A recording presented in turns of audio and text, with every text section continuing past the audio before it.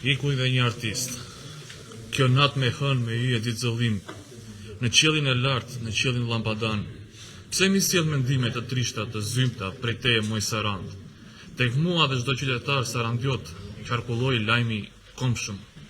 Anastas Nika, artisti i madh, mbylli syt, u shua si meteor në ditë qershori.